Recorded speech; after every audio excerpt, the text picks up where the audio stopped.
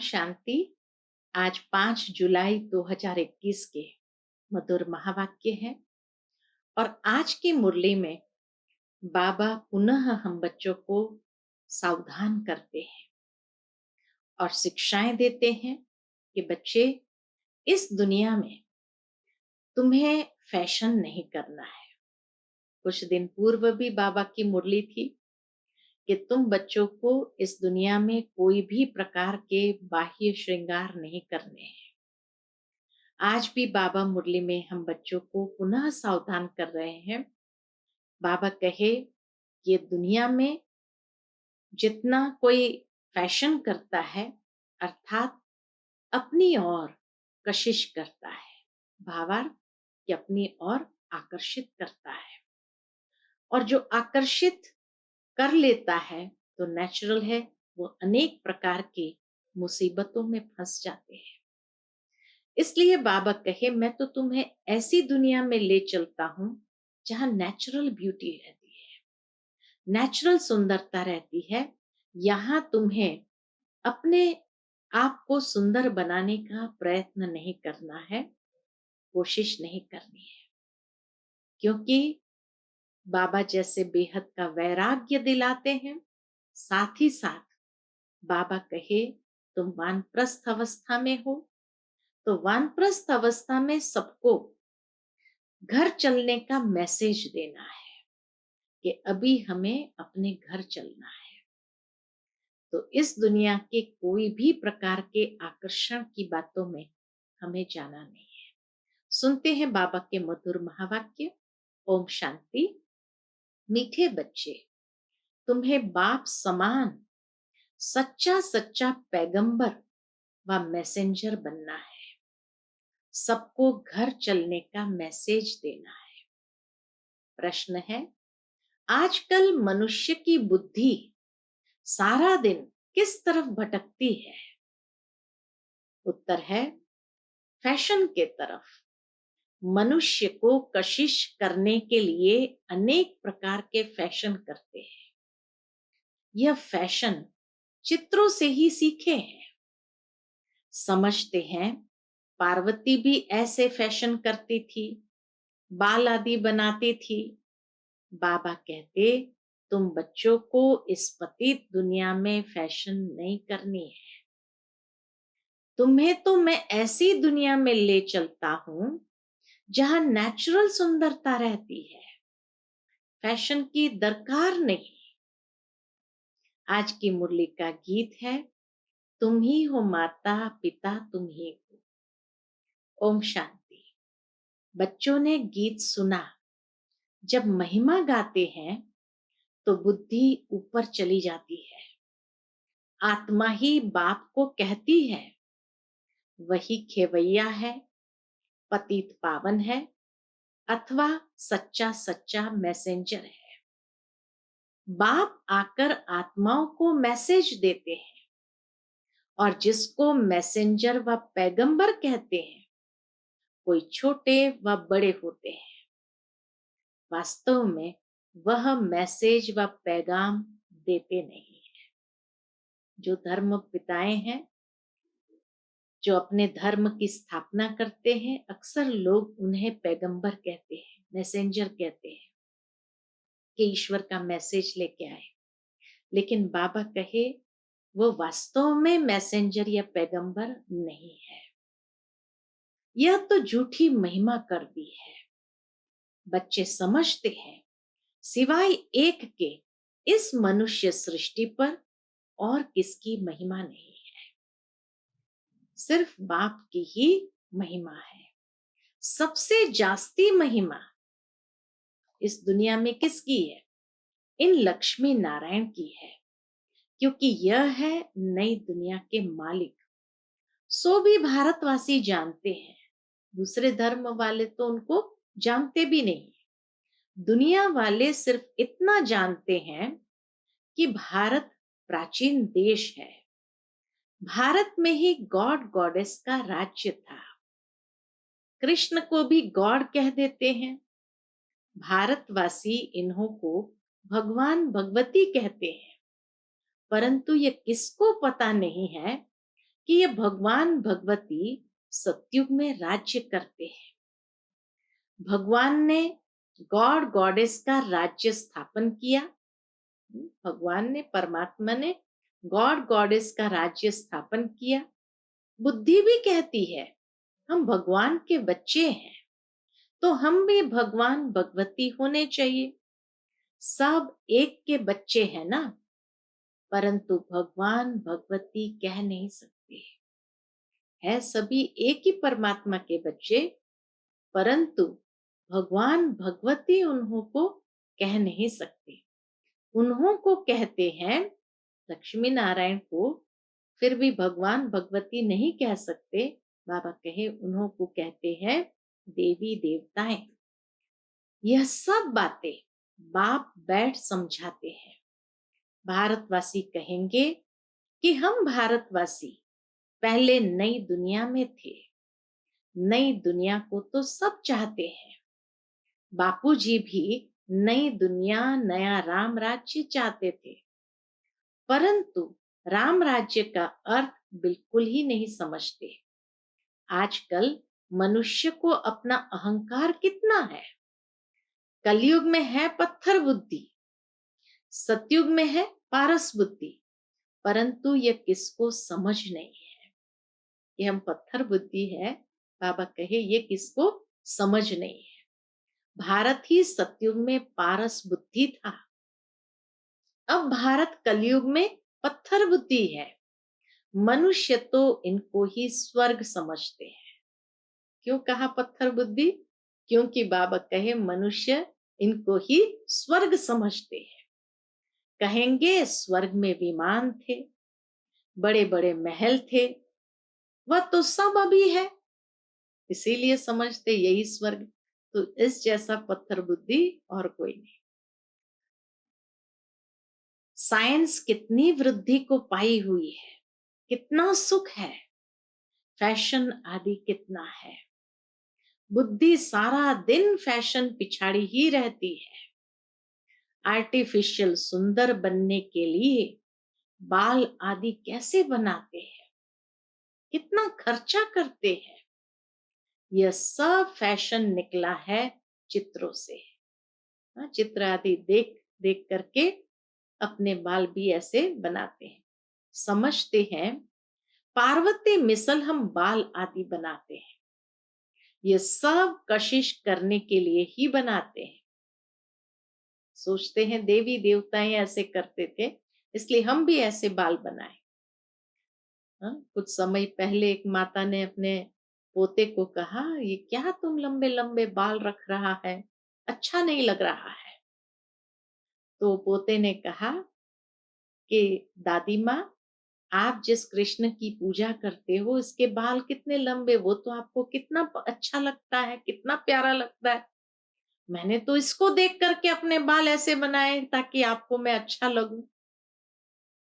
ये देखो, तो इसीलिए बाबा कहे समझते हैं पार्वती मिसल हम बाल आदि बनाते हैं, ये सब कशिश करने के लिए ही बनाते हैं।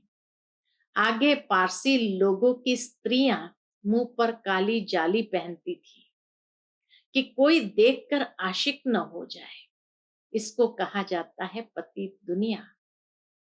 गाते भी, हाँ, क्या गाते हैं? गाते हैं तुम ही हो माता पिता तुम ही हो, परंतु ये किसको कहना चाहिए? माता पिता कौन है, किसको कहना चाहिए? माता पिता कौन है यह भी नहीं जानते।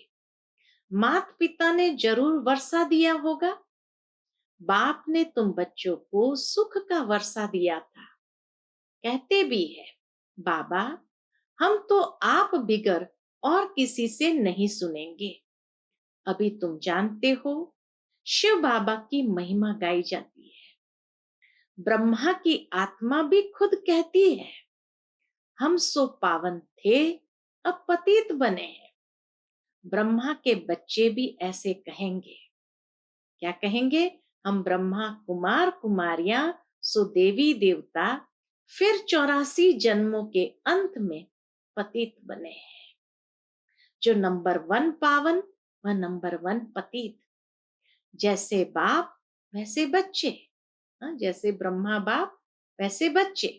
ये खुद भी कहते हैं, ब्रह्मा बाबा खुद भी कहते हैं, शिव बाबा भी कहते हैं, मैं आता हूं इनके बहुत जन्म के अंत में। जो पहले नंबर में पूज्य लक्ष्मी नारायण की डिनाइस्टी में थे, अब है संगम, तुम कलयुग में थे, अब संगम युगी बने हो। बाप संगम पर ही आते हैं, ड्रामा अनुसार बच्चे भी वृद्धि को पाते हैं। संगम युग पर धीरे धीरे सभी बच्चे भी वृद्धि को पाते हैं। अब बच्चों को ज्ञान तो मिला है, हम सो देवता थे, फिर क्षत्रिय वैश्य शूद्र बने हैं। सारे चक्र को अच्छी रीति तुम जानते हो, यह तो बहुत सहज है।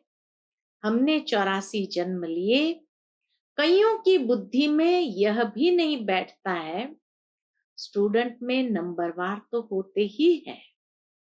राइट से लेकर शुरू करते हैं, first class, second class, third class. बाबा कहे राइट से लेकर शुरू करते हैं, first class, second class, third class. बच्चियां खुद भी कहती है, हमारी थर्ड क्लास बुद्धि है, हम किसको समझा नहीं सकती। दिल तो बहुत होती है, कई बच्चे मुख खुलता नहीं, चाहना बहुत रहती हम किसको समझाएं, लेकिन नहीं समझा सकती। तो वो बाबा से कहते हैं, बाबा हम तो जैसे थर्ड क्लास बुद्धि है, हम किसको समझा नहीं सकते, दिल तो बहुत होती है परंतु बोल नहीं सकते, बाबा क्या करे। यह हुआ, बाबा उसका उत्तर देते हैं कि क्यों ऐसा होता है, यह हुआ अपने कर्मों का हिसाब किताब। अगर मुख नहीं खुलता है तो बाबा कहे यह है अपने कर्मों का हिसाब किताब। अब बाप कहते हैं, मैं तुमको कर्म अकर्म विकर्म की गति का ज्ञान सुनाता हूं। कर्म करना है यह तो तुम बच्चे जानते हो, थर्ड क्लास बुद्धि वाले इन बातों को समझ न सके। यह है ही रावण राज्य, परंतु यह किसको पता नहीं है। रावण राज्य में मनुष्य तो विकर्म ही करेंगे तो नीचे ही गिरेंगे। गुरु किया ही जाता है दुख की दुनिया में, सदगति के लिए ही गुरु करते हैं कि मुक्ति में ले जाए।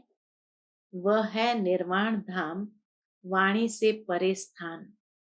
मनुष्य अपने को वानप्रस्थी कहते हैं, वह तो कहने मात्र है। वानप्रस्थियों की भी सभा होती है, सब कुछ मिल्कायत आदि बच्चों को देकर गुरु के पास जाकर बैठते हैं। खान पान आदि तो जरूर बच्चे ही देंगे, परंतु वानप्रस्थ का अर्थ कोई भी नहीं समझते हैं। दुनिया में वानप्रस्थ किसको कहा जाता है, बाबा कहे ये भी अर्थ कोई नहीं समझते हैं। किसी की बुद्धि में ये नहीं आता कि वानप्रस्थ माना क्या। अब बाबा इसका अर्थ बताते हैं। किसी की बुद्धि में ये नहीं आता कि हमको निर्वाण धाम में जाना है। वानप्रस्थ माना वाणी से परे, निर्वाण धाम में जाना है, अपने घर में जाना है। वह कोई घर नहीं समझते हैं, वह तो समझते हैं ज्योति ज्योत में समा जाएंगे। निर्वाण धाम तो रहने का स्थान है। आगे 60 वर्ष के बाद वानप्रस्थ लेते थे, यह जैसे कि कायदा था। अभी भी ऐसे करते हैं। अब तुम समझा सकते हो कि वाणी से परे तो कोई जा नहीं सकते। अभी भी कई लोग वानप्रस्थ लेकर के सब कुछ बच्चों को सौंप करके खुद हरिद्वार में जाकर के छोटी सी कुटिया अपनी बना करके वहां रहते हैं, या ऐसे कहीं तीर्थ स्थानों पर जाकर के रहते हैं। तो बाबा कहे अब तुम समझा सकते हो कि वाणी से परे तो कोई जा नहीं सकते। इसके लिए तो बाप को ही बुलाते हैं कि हे पतित पावन बाबा आओ, हमको पावन बनाकर घर ले चलो। मुक्ति धाम में आत्माओं का घर है। तुम बच्चों को सतयुग के लिए भी समझाया है, वहां कौन रहते हैं, कैसे वृद्धि होती है, आदमशुमारी का भी किसको पता नहीं है। राम राज्य में आदमशुमारी कितनी होगी, बच्चे आदि कैसे जन्म लेंगे, कुछ भी नहीं समझते हैं। कोई भी विद्वान आचार्य पंडित नहीं जो इस ड्रामा के चक्र को कोई समझा सके। 84 लाख का चक्र हो कैसे सकता। कितनी रॉन्ग बातें हैं, बाबा कहे कितनी रॉन्ग बातें बुद्धि में बैठी है। बिल्कुल सूत ही मूंझा हुआ है। बाप समझाते हैं, अभी तुम जानते हो, बाप ने कर्म अकर्म विकर्म का सारा राज समझाया है। सतयुग में तुम्हारे कर्म अकर्म हो जाते हैं, वहां कोई बुरा कर्म होता ही नहीं, इसलिए कर्म अकर्म हो जाते हैं। यहां मनुष्य जो भी कर्म करते हैं वह विकर्म हो जाते हैं। सतयुग में जो भी कर्म करते अकर्म हो जाते हैं, और कलयुग में जो भी कर्म करते हैं मनुष्य विकर्म हो जाते हैं। अभी तुम बच्चे जानते हो, हम छोटे बड़े सबकी, सारी दुनिया की वानप्रस्थ अवस्था है। सब वाणी से परे जाने वाले हैं। कहते हैं, हे पतित पावन आओ, आकर हमको पतित से पावन बनाओ। क्या कहते हैं, हे पतित पावन आओ, हमको आकर पतित से पावन बनाओ। परंतु जब तक पावन नई दुनिया नहीं है, यहाँ पतित दुनिया में पावन तो कोई रह न सके। यह जो भी पतित दुनिया है सब खत्म हो जानी है। तुम जानते हो, हमको फिर नई दुनिया में जाना है।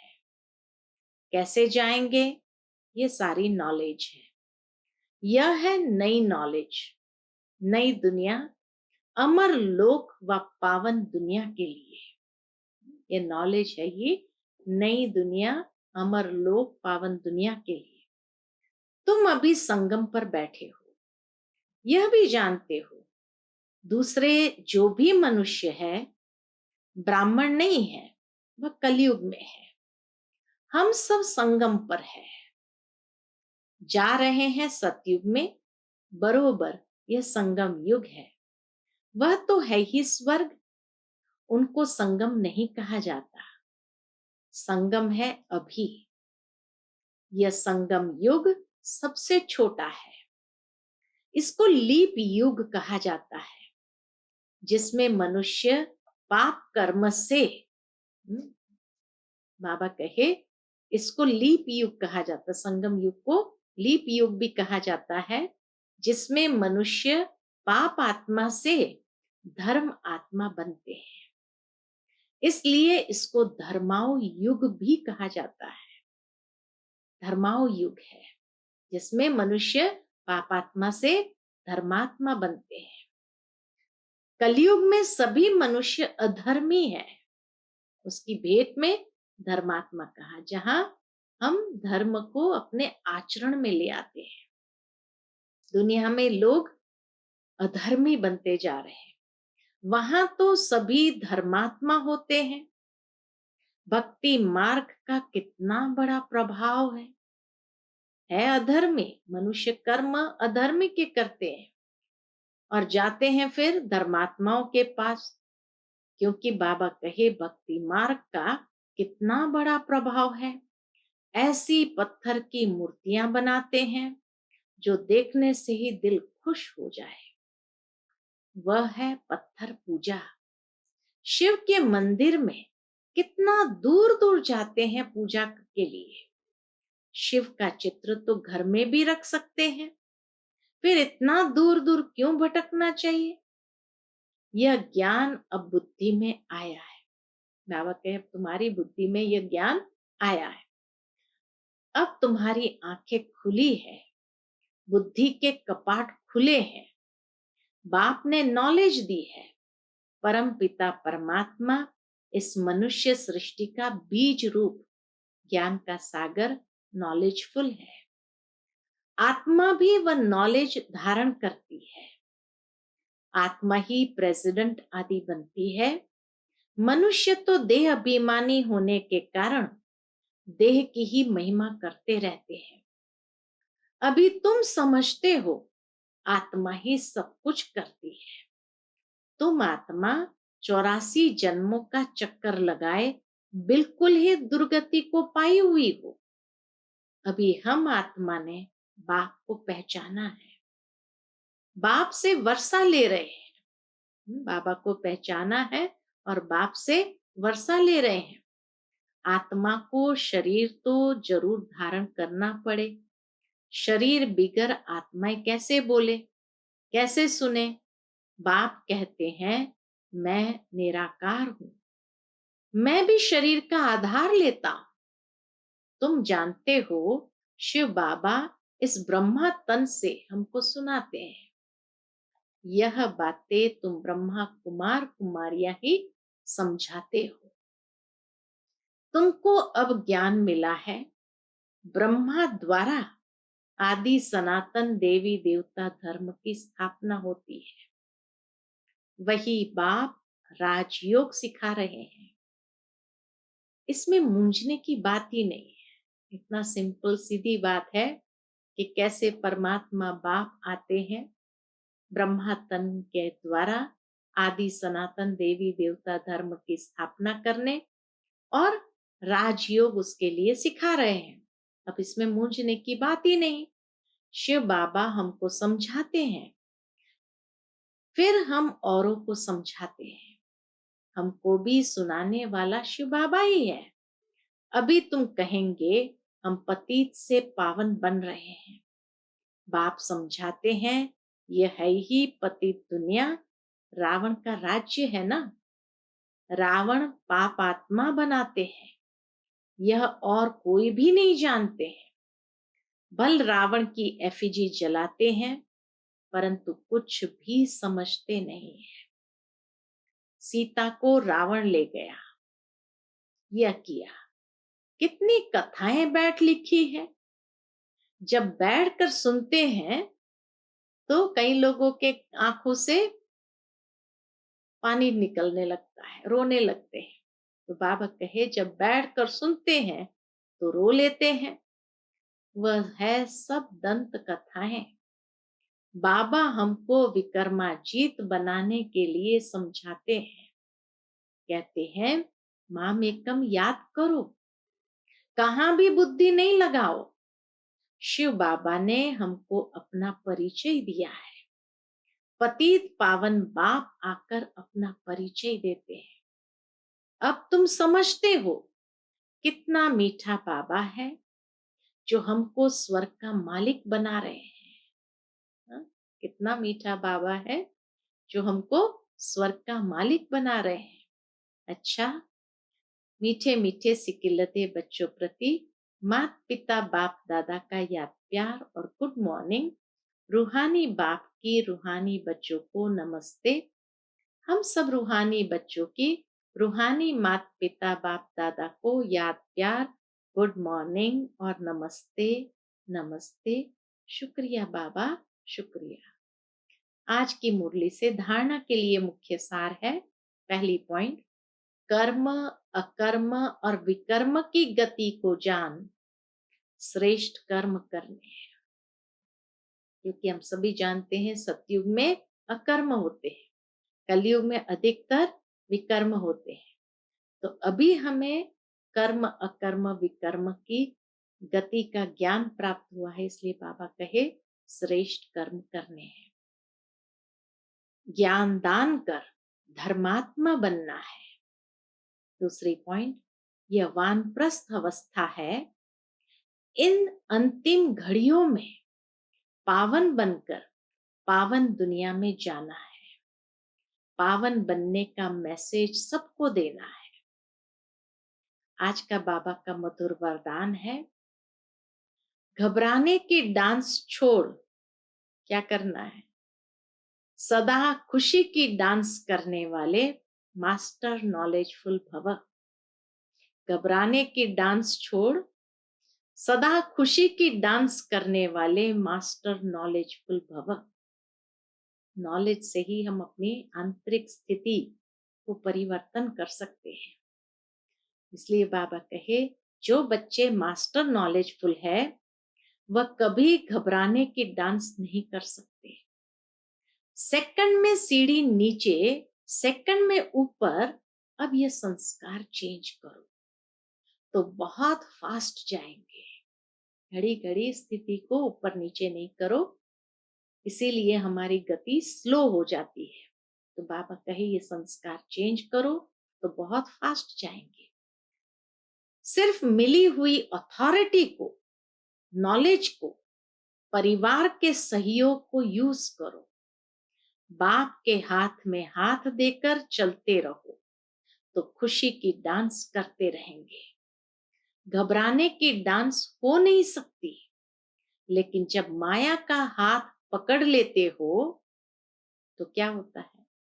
जब माया का हाथ पकड़ लेते हो तो वह डांस होती है, घबराने वाली डांस होती है।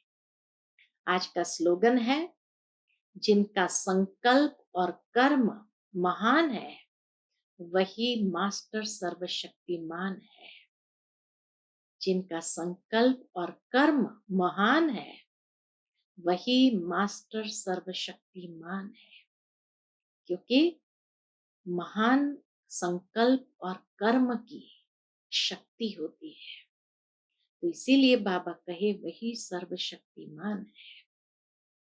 अच्छा, Om Shanti. To watch Peace of Mind channel videos on YouTube, subscribe us on youtube.com/tvpeaceofmind. Just a click for a peaceful life.